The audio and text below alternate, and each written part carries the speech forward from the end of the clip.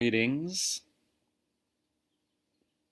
Vijñāna-bhairava-tantra, verse 94.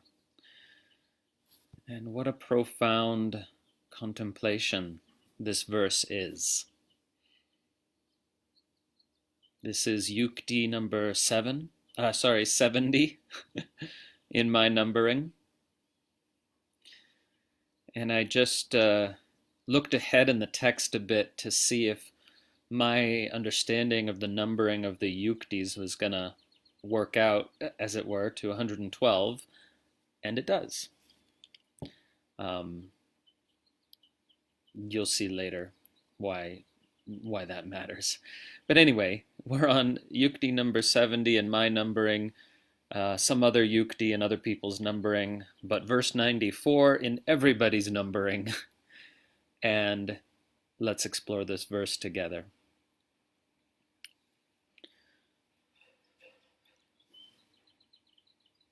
Cittādyantaḥkṛtir nāsti, mamāntar bhāvayed vikalpānām abhāvena, vikalpair ujjhito bhavet. Contemplate thus. There is no mental apparatus within me, consisting of the mind, ego, and so on. Through the absence of mental constructs of selfhood based on ephemeral mental operations, one becomes free of such constructs entirely. Okay. So let's break it down bit by bit here. We are advised to, or invited to, contemplate or meditate in this way. Bhāvayed. May one contemplate thusly. Iti. The antaḥkarana, or mental apparatus, nāsti, does not exist.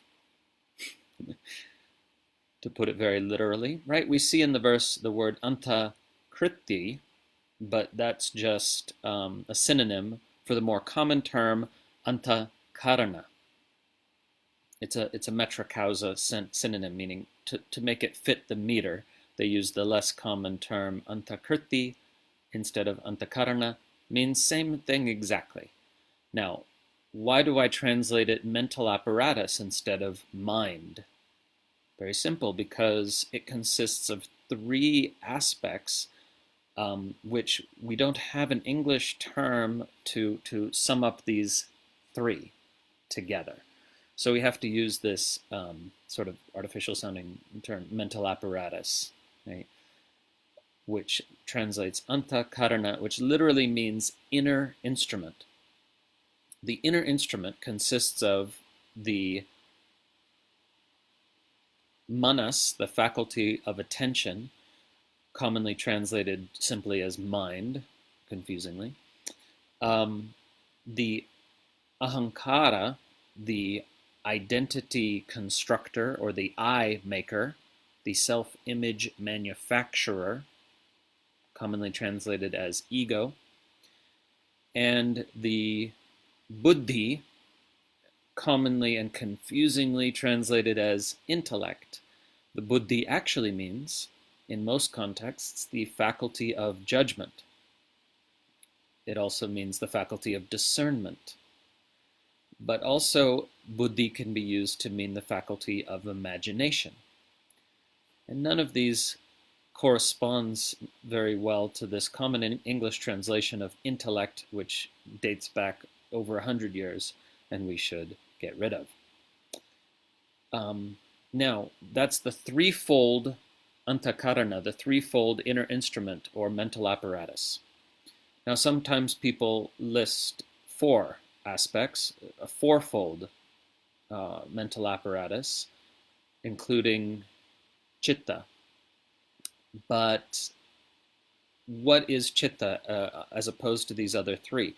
Well, one can think of chitta as that aspect of the mental apparatus in which vrittis are churning, in which vrittis, that is to say, mental emotional fluctuations, are churning. So the chitta is translated then in that context as heart mind, because vrittis are mental emotional fluctuations.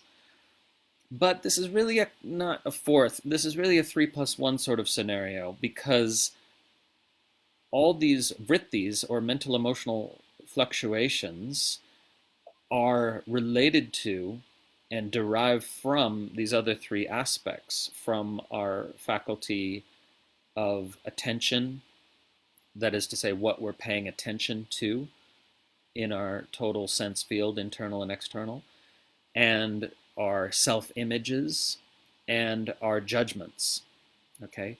So, in other words, the reason I say it's not really right to call chitta another aspect of this inner instrument is because imagine if you had no judgments and no self-images and no attention on any object of consciousness, how are you going to have mental emotional fluctuations? There are none separate from those three aspects of this inner instrument. Okay, so anyway, this is review for some of you. If you've studied classical yoga or Sankhya or Tantra, you know these terms already, right? And they're detailed in Tantra Illuminated for those of you who are feeling a bit confused. Go ahead and review that section in the chapter on the tattvas. Okay, now the verse clearly says, this inner instrument or mental apparatus, this antaḥkarana, whether you call it, whether you subdivide it as chitta, as manas, buddhi, ahankara, doesn't matter. It doesn't actually even exist. Nāsti. Some of you may be delighted by the fact that the word that means it does not exist sounds similar to the English word nasty. Nāsti. It is not. It doesn't exist within me. Mamāntar. It does not exist within me. What is this verse saying? I mean, surely the mind exists, the ego exists. Isn't that our whole problem? Aren't we trying to get rid of the ego? Well, yes and no. It doesn't exist in the way people think it does, right?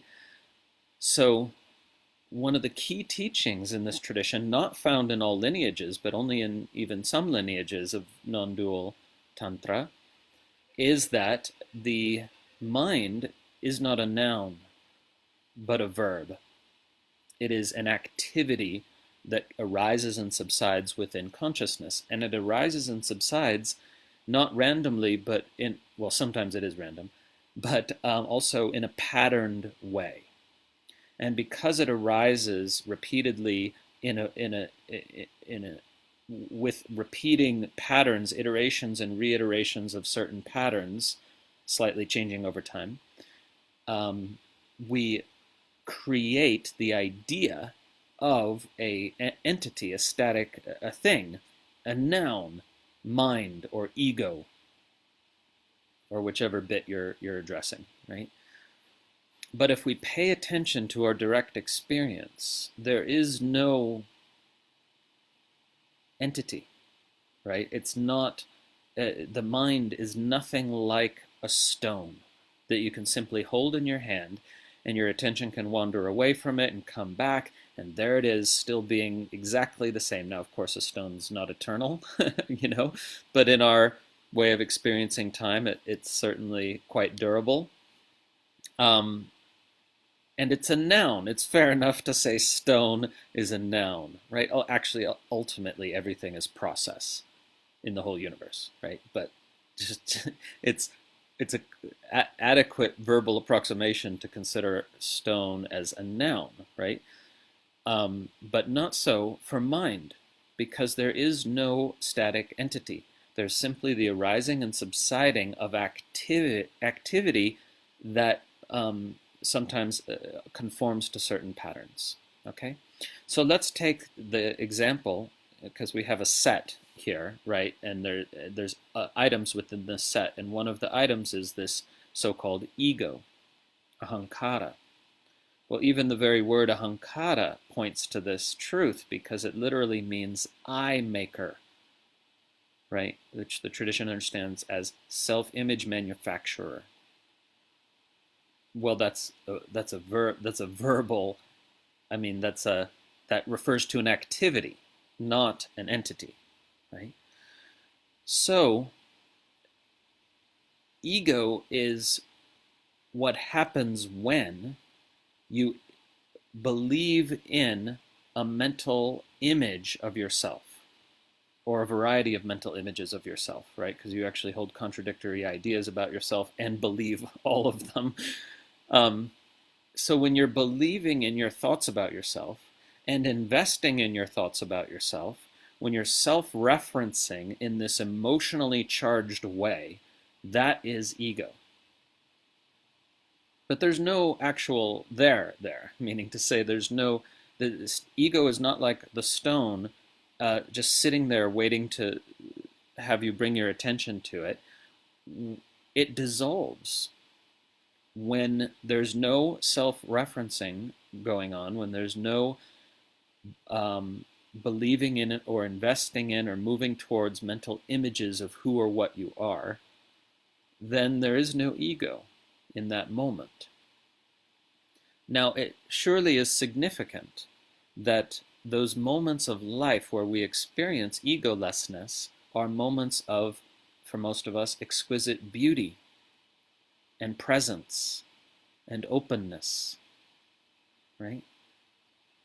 Just think of those moments where you have no self-referencing going on, not defending yourself, not explaining yourself, not investing in ideas of that you're this way as opposed to that way.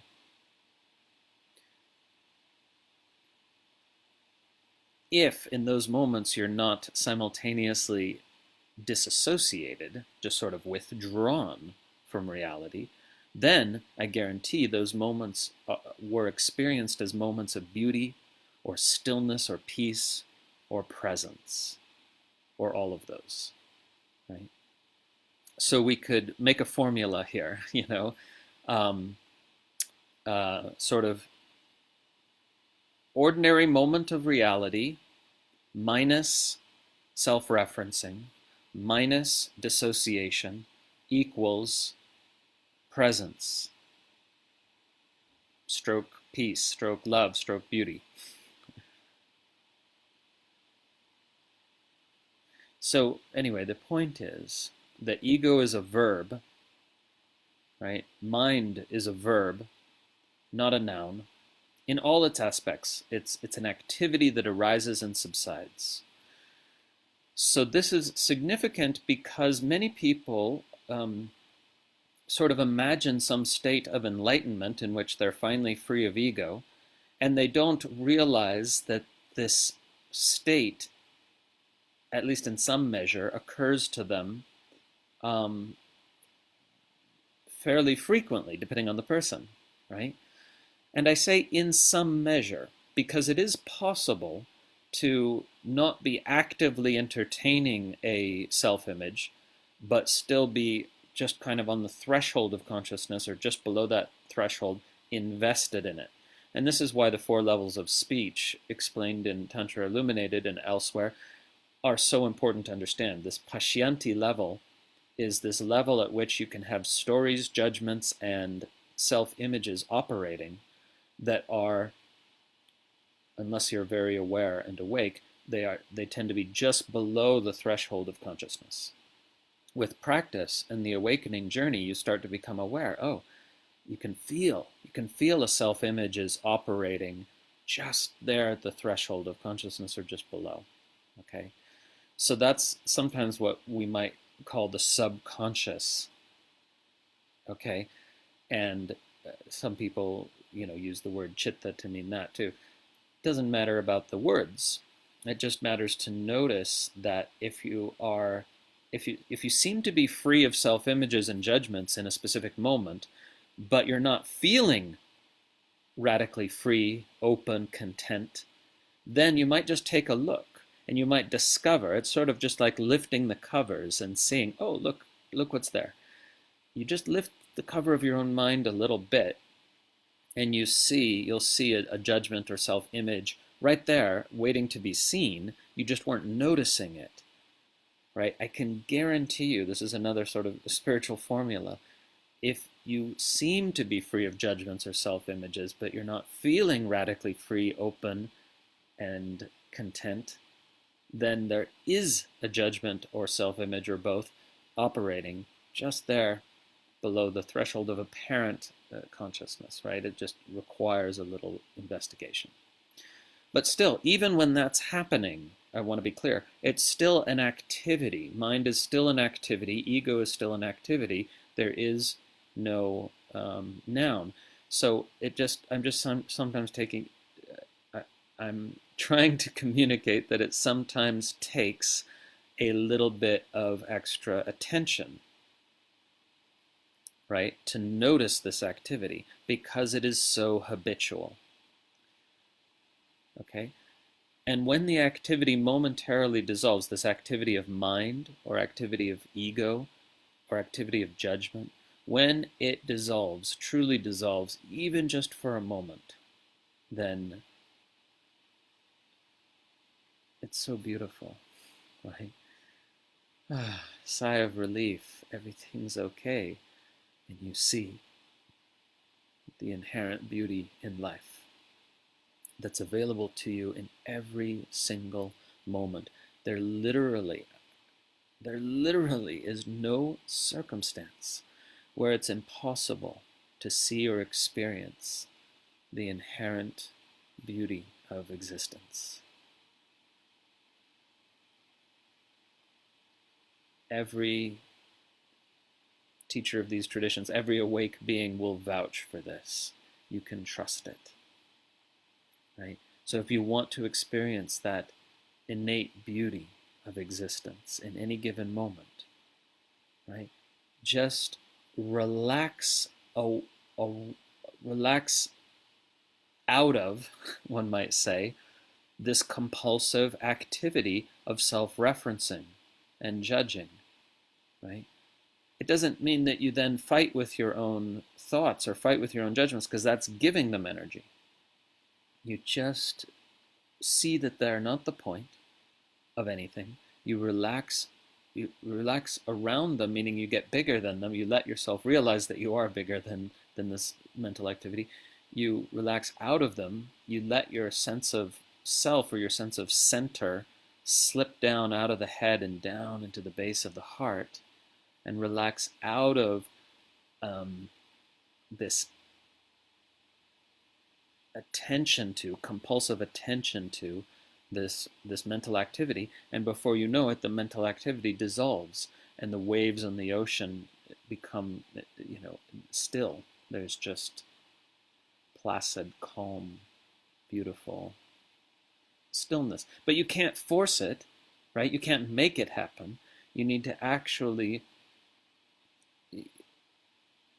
soften your awareness, broaden it out, stop thinking this mental activity of self-referencing and judging is so important or significant.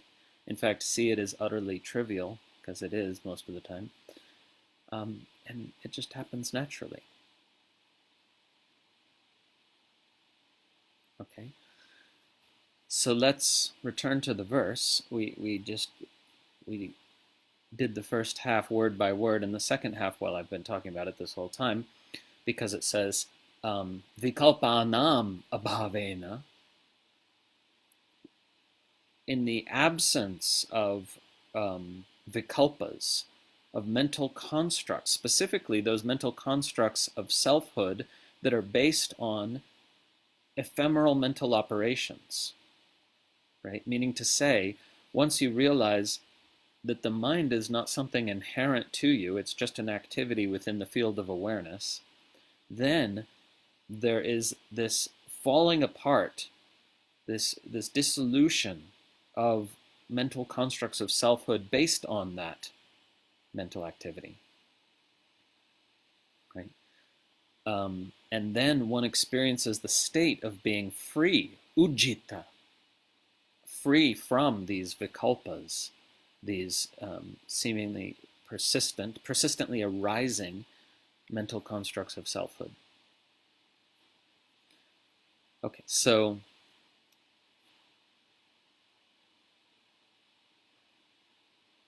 here's the invitation. This is a way of just summing up this whole teaching in this whole verse. The operations, the activity that you call mind or ego or judgment, it is not inherently different from any other activity in the universe.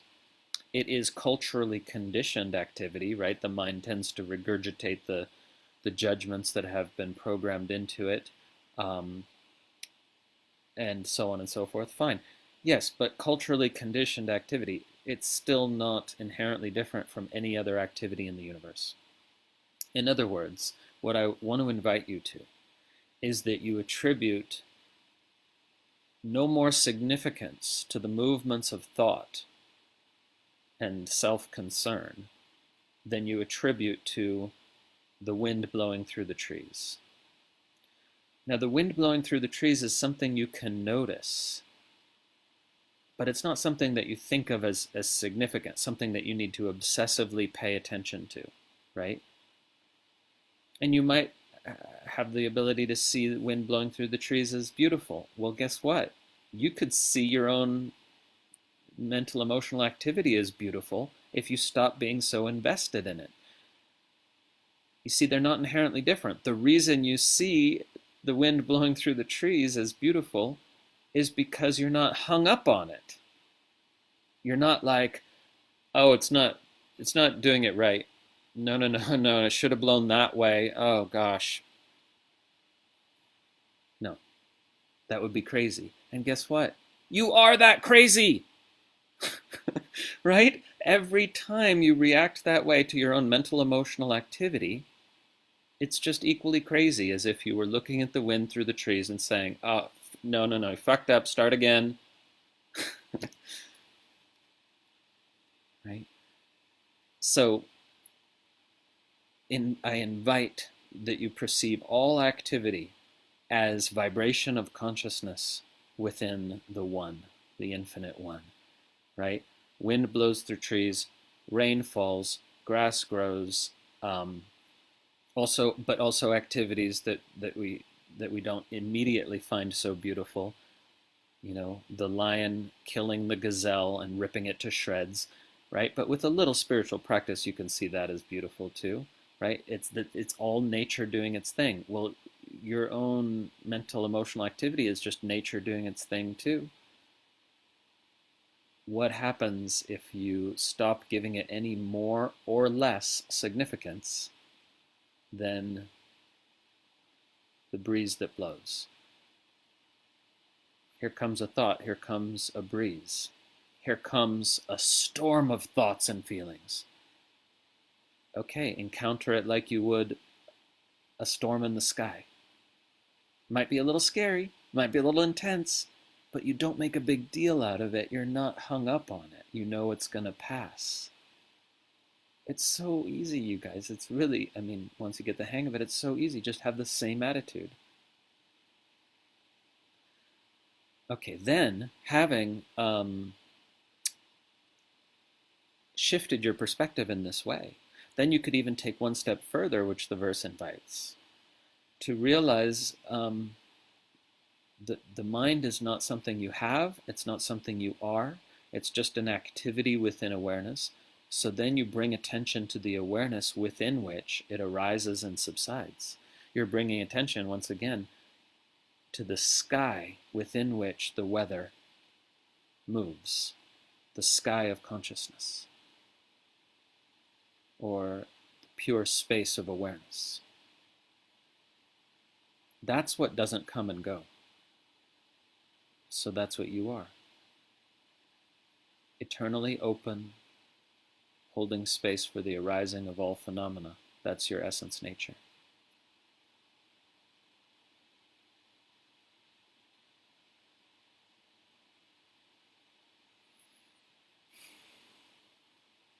Om. Let's see if there's questions, comments, shares for those of you watching live. I will watch the recording, of course. And send you, watching the recording, sending you love, blessings, warmth, and best wishes for your realization. If you're in a challenging time, well, guess what? That's a quickening. So good for realization, such a gift. Don't miss this blessed opportunity. Whether you're watching this video in 2020 or 2050, if you're in a challenging time, it's a blessed opportunity. If you're not in a challenging time, that's also a blessed opportunity, right? But there's this intensification that happens in challenging times.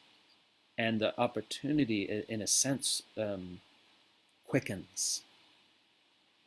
And that's why in the Indian tradition, there's this metaphor of Kali Yuga. It's just a metaphor, you guys. It's not literal. Don't take it all literally.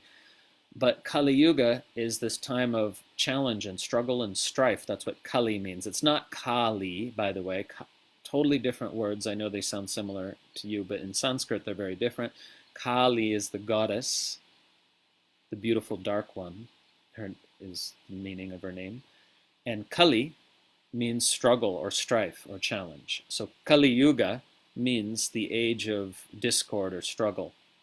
But this is just a metaphor for the fact that when times are challenging, self-realization can proceed more quickly. Because if you look into this Yuga teaching, right, it's taught in the golden age where everything was peaceful and there was no war and no plague and everything. Sadhana goes very slowly. It takes millions of years to realize your essence nature with no challenge besetting you. Whereas in Kali Yuga is the time of struggle.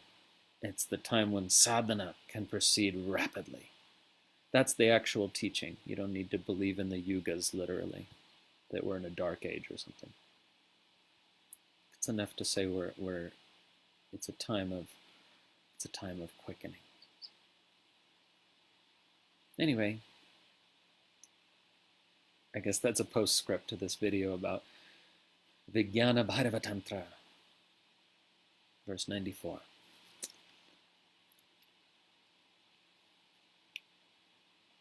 Let's finish with just singing the verse one more time. Feel its sweet release, the sweet release of realizing I'm not a fucking mind any more than I am the breeze that blows. I am the breeze that blows, and equally, I am all activity, including mind. Whichever way you want to look at it. Cittādyantaḥkṛtir nāsti, mamāntar bhāvayed vikalpānām abhāvena, vikalpair ujjhito bhavet. May this realization be yours. Om.